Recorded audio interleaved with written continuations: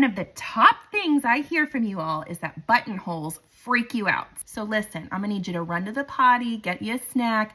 We're gonna sew a buttonhole in real time. Those of you who need that longer tutorial, this one's for you. I'm working on a skirt and I need to add 2 buttons to this little panel right here. So I've picked out the buttons that I want to use. And the first thing I need to do is mark where I want them to be. So I want them right here. So what I'm gonna do is slide a pin through where I want the bottom of my button to be. I'm gonna put one here and one here. Now I may not remember quite where that center was, so I'm gonna take a marking pencil and just put a little dot there. So I've got my bottoms of my button marked. I've got my dots where I want to center my buttonhole foot. And now it's time to get the buttonhole foot out. This is a buttonhole foot. The first step is to open up this back part and you're gonna load your button in. Now you may be wondering, why do you do this? By placing the button here, you're telling the machine how big to make the buttonhole. There's going to be a little drop bar that goes back and forth between this, and these little bars move dependent on the size of your button. I'm removing my current foot and I'm going to attach the buttonhole foot right where this bar is. Now look, do you see this little gray guy here that looks like a foot? You're gonna slide that down. And what this is going to do is go back and forth when you stitch between this and tell your machine exactly how big to make your buttonhole. These are my options for buttonholes on my machine. Just look in your manual if you're not sure. I want to use a basic number 60 here. This button here loads that section of stitches that I was just looking at, and I'm going to type the number 60. And that shows exactly the foot to use and what it's going to be sewing. You don't need to mess with any of these. Your machine is made to sew a buttonhole based on this selection. As you can see on my buttonhole foot, I've got several lines, and this is going to center that little dot that I made on my fabric. So slide it in there. I'm right on top of the dot, and I am going to lower my presser foot.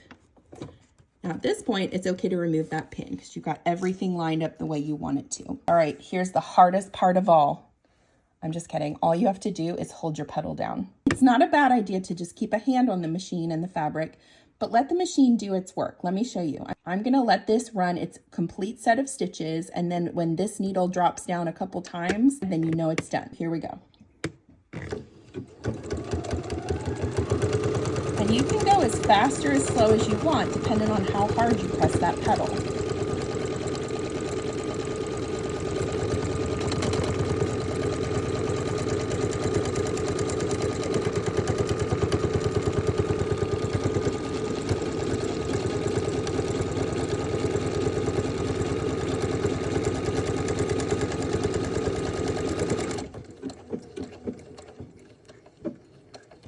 See that? I'm still holding my pedal down, but it's done sewing. I'm gonna clip my thread using my button, or you can raise your presser foot and clip your thread that way. And let's see what we've got here. Look at that cute little buttonhole. Let's do it again. I'm gonna line it up with my pin meeting the lines on the buttonhole foot, and then my dot is right center in between those red lines. Pull your pin out and let her rip. I promise once you do this a few times, you'll realize that there was nothing to be scared of. And it really amplifies your sewing if you're able to install buttonholes, zippers, things that fasten. Think dresses and pants. This really is gonna help you in the long run. Okay, I'm still holding my pedal. Still holding it. My machine's telling me it's done. So I'm gonna lift my foot, clip my thread. Let's see what we've got. Look at that pretty buttonhole. Here is a little added bonus tip. I want you to take a pin and put it through the very top of that buttonhole. And what this is going to be is a stopper for your scissors. Now I'm going to put a little fray check in here, right in the divot of my buttonhole. And what this will do is keep the fabric from fraying once you cut through that fabric. To open that buttonhole, all you have to do is take your seam ripper.